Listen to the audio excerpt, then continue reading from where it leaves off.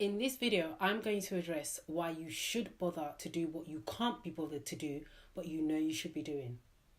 Hi guys, it's Antoinette, the Confident Woman, and welcome back to my channel, your one-stop source for confident living. If you're new here, welcome, and if you like the content, then consider subscribing. Just hit that subscribe button and the notification bell.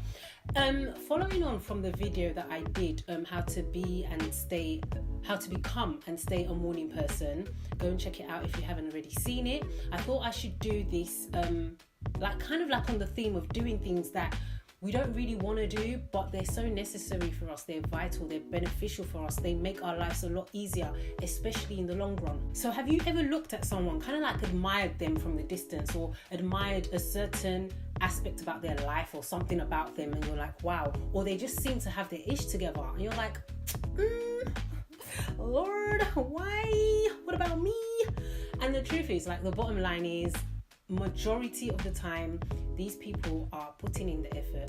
They're doing what majority of other people do not want to do or are not willing to do, and they're getting the results. So most of the time, we're unintentionally limiting ourselves. It could be our belief system, in that we see certain things as unattainable for ourselves. We don't think we have the ability or the skill to get to where we want to be, or get what someone else has that we kind of admire. That's one aspect of it. Or another aspect is we're just plain lazy. And I think this kind of relates to a lot of people, and I'm speaking about myself before. We know we can do certain things. We know we can get to a certain level in whatever area you want to be, but we can't be bothered to do it. And even when we're faced with opportunities, it's we don't do anything about it, or we kind of procrastinate, and that procrastination leads to that opportunity going where we can't even do anything if we wanted to. So I think it's in being honest with ourselves, taking a step back, looking at it and saying, okay, am I not getting where I want to be because I'm too lazy, or I just can't be bothered to, or is it something with my belief system that I need to work on? And in a number of ways, I was like this up until I decided to take action in a particular area of my life. And it was so simple, making that quality decision. I think I've mentioned this before. Taking the action and sticking to it best we can. And I can assure you, you start to see changes in your life. So it's a matter of putting in the effort and doing it. And I want to warn you, it's hard work, especially if you've been in the habit of being lazy or just getting by with doing the bare minimum. And I can say this, like I said before, because I was there. If there was a prize going for the world's biggest procrastinator, I would have won that award. And I knew that, you know what, this is not getting me anywhere. This is not helping me now. It's not even going to help my future. And I need to make changes. So when you get desperate enough to make those changes, things begin to happen. Things don't happen by chance in life. You have to be intentional. You have to be intentional about the decisions that you're making. And a lot of people hate videos like this because, let's face it, it's telling the truth. And a lot of the time, the truth is hard to digest. It kind of highlights our weaknesses, our weak spots, our inadequacies, and thank God for grace. But acting on the truth as well is very uncomfortable. It can be hard, and we would rather blame other people than blame ourselves for all our mistakes and our mishaps. So because of all of this, we don't want to be held accountable for where we are in life, especially if we know we could be doing a lot better. And hey, I completely get it. It's only normal to feel this way about these facts. But facing the truth is inevitably necessary if you don't want to live your life the same way. You don't want to be mediocre. And all of these things that I'm saying sound so cliche, but they're so true. And I think they are cliche because they're so true. And when I look back at the amount of time that I wasted, it's a lot. So I'm thinking, what better time than now to make these changes? We are not getting any younger. Make a small step. That small step will lead you to another small step, to another small step, until things begin to look different. Changes begin to, or the changes that are happening begin to take effect, and they make your life different.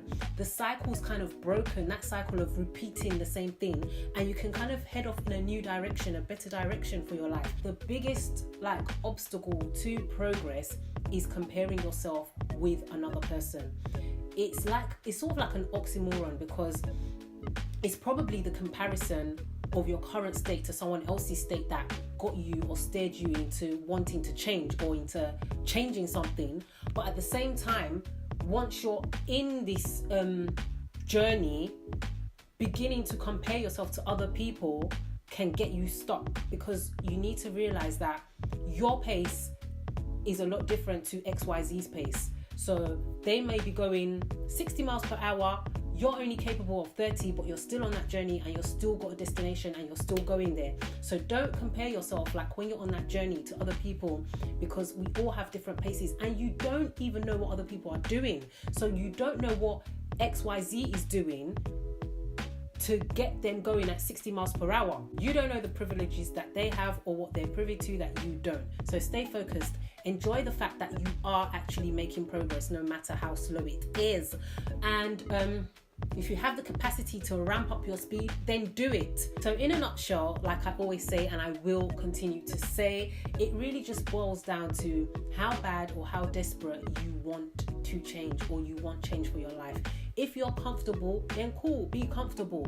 But if you're not comfortable with your situation and you want it to change, and you're not doing anything about it but moaning about other people, then obviously you can see that there's a bit of a problem there, and it's not the other person, it's you. And I just want to point out here that I'm not referring to people who are like actively doing something or are trying to make change in their life, but they keep hitting like a brick wall or feel like they're not getting very far. For that set of people, all I'm going to say is stay encouraged. There have been times that I've said to myself, you know what, I really don't know what I'm doing and why I got into what I'm doing and why I'm doing this. This is too big for me. This is too much of a hassle. I'm not qualified enough. I don't have the credentials. I can't talk the talk. I don't have the look. I'm not wired that certain way. You know what? The list goes on. Everyone's got their own thing.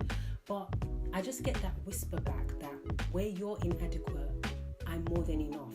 And it kind of like just settles it for me there and then. You see, it's really not about me. It's not about what I can do or what I can't do, what I think I'm capable of. It's about what God can do through me.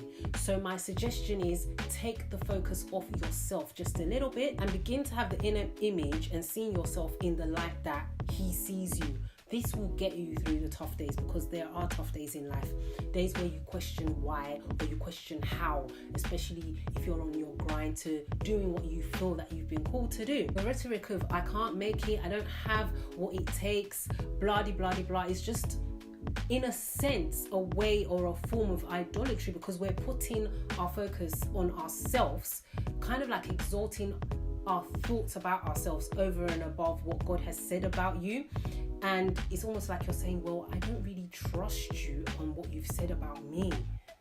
I don't know if what I'm saying is coming across, but it's one to think about. So just to wrap it up, regardless of what angle you're coming from, be it the angle of I can't be bothered or the angle of I don't think I'm capable enough, I think it's safe to say that either way, we need to take action.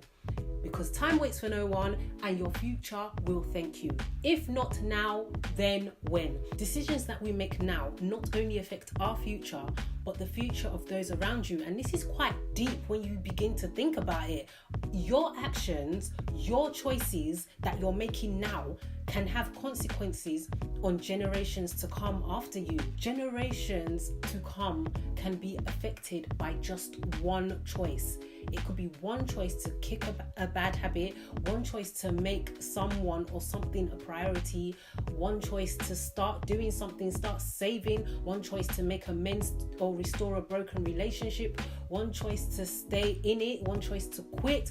All it takes is one choice, and this choice can lead to a lifetime of benefits and blessings. Anyway, guys, I'm gonna leave it there for now, and I'll see you in the next video. I just thought I'll do this like mini inspirational, motivational, whatever you want to call it, video, because I haven't done one of these in a long time. And remember that it is one step at a time to becoming confident. Bye for now.